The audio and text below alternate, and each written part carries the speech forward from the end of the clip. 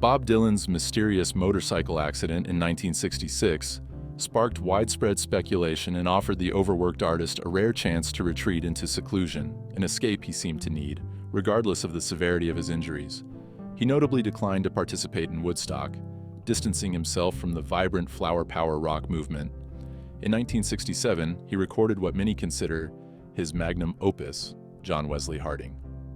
By 1969, Dylan had regained his musical vitality and explored new sounds with the country-infused Nashville Skyline, which is regarded as one of his standout albums.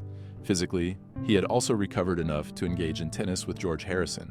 That year, music legends George Harrison and Bob Dylan were captured enjoying a leisurely game of tennis. Their attire was decidedly casual, reflecting the laid-back spirit of the era. Dylan, positioned in front of the baseline, demonstrated a solid serve, while Harrison's forehand appeared somewhat frantic. Notably, both musicians played with their right hands. At that time, Harrison had briefly departed from the Beatles in January, only to return before the band effectively disbanded later that year.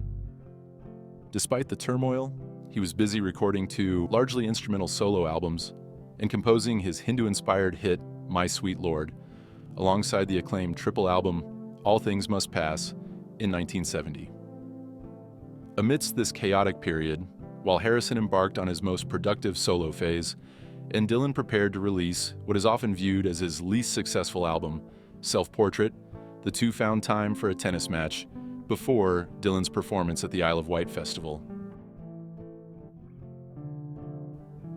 Dylan had long been a tennis enthusiast. His 1964 song, I Shall Be Free No. 10, includes references to the sport. Journalist Al Aronowitz, who traveled with Dylan, recounts how Dylan invited the Beatles for a game of tennis at Forlands Farm. John Lennon humorously remarked, "I'll play on the condition that nobody really knows how," while Patty Harrison added with a laugh, "This is the most exclusive game of doubles in the world," as Bob and John teamed up against Ringo and George.